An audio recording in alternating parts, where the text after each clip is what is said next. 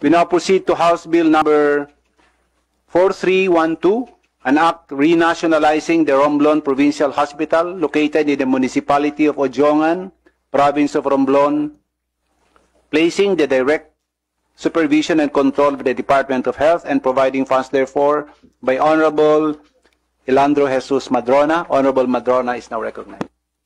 So, thank you very much, Mr. Chair. Mr. Chair, members of the committee, my friends, good morning.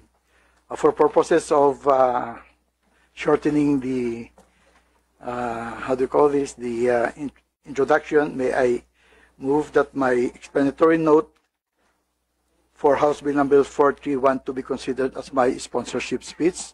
But in addition, may I just want to inform the members of the committee that long before the local government code was approved, and considering that my province, would you believe, has 7 major islands and 15 inhabited minor islands. So at the time when we were still under DOH, it was really the wish of everybody to have hospitals even in the island municipalities. But with the advent or with the incoming approval of the local government code, when operations of the hospitals were devolved to the local government unit, we have to admit that our province is not really very capable financially.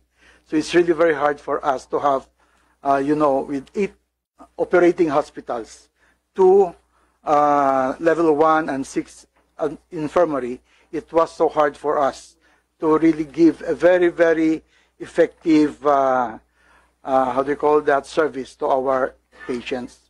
Believe it or not, from the province of Romblon, if we need to refer them to Manila, it will take 8 to 10 hours by boat.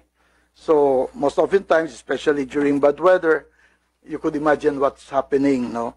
So it was we welcome very much the information that was relayed to us by our regional director that DOH this time is considering favorably already applications for renationalization whenever there is no DOH operated hospital in a province, and Romblon is one of that.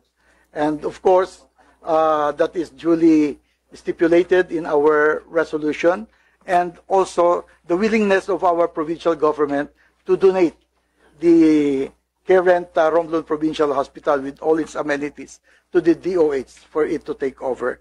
So for purposes, I would want to put on record that we have Reso number 08-2025-101 from the provincial government of Romblon, and I'm very happy that our Sangguniang Panlalawigan members here, SP Jojo Beltran and SP Bing Solis are around.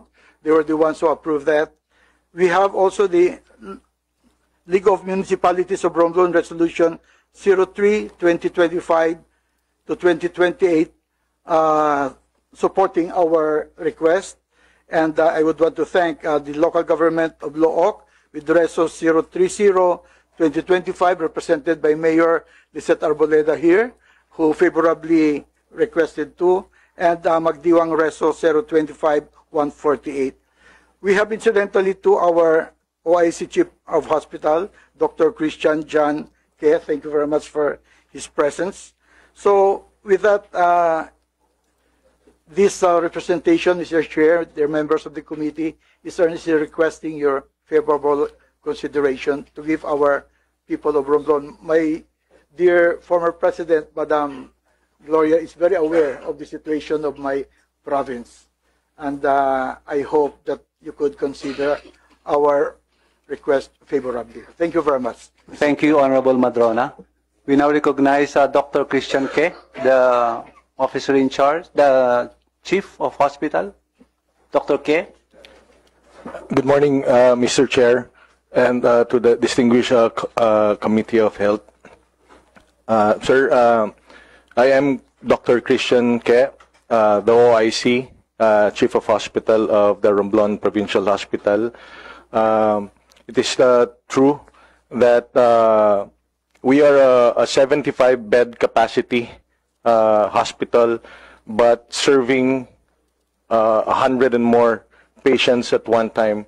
So, malaking tulong po sa amin, lalo na ang maibigay ang efficient at tamang services kung matutulungan po kami ng DOH sa pondo at sa manpower na kakailanganin namin. Naintindihan po natin na napakahirap po nung position namin, dahil nasa isla, mahirap po ang mga supplies, mahirap din po makakuha ng mga doktor at mga nurses upang pumunta doon para magserbisyo. Kaya ganun na lang po kaimportante at magiging crucial ang part na matulungan po kami at maibalik sa DOH ang provincial hospital para din po ito sa mga ating mga pasyente. Salamat po. Thank you, Dr. Ke. From the Department of Health, Dr. Domingo. Thank you, Mr. Chair. At the onset, the DOH would like to thank Representative Madrona for identifying the pitfalls of devolution. In other topics, and particularly later at the UHC, we will give a more extensive position on this. We also note that in the region of Mimaropa 4B, the DOH hospital is only in Palawan, Hospital ng Palawan. So we very much can relate and identify with the problems mentioned by the Honorable Madrona, in which case the DOH supports the proposed renationalization of the Romblon Provincial Hospital with the recommendation that the proposal be aligned with the existing DOH policy standards and the Philippine Health Facility Development Plan. The DOH further recommends ensuring the provision of adequate resources to support its sustainable operation before transfer to the DOH. We also request a clear transition plan between the provincial government, and we appreciate the donation. Maraming salamat po. And DOH is encouraged to ensure continuity of services and smooth operational transition. We submit, Mr. Chair. Thank you, Dr. Domingo. Honorable Ligacion. Mr. Chairman, given the necessity, and in fact, I would consider as urgent, I move that the proposed House Bill number 4312 be approved and reported to the plenary for second reading.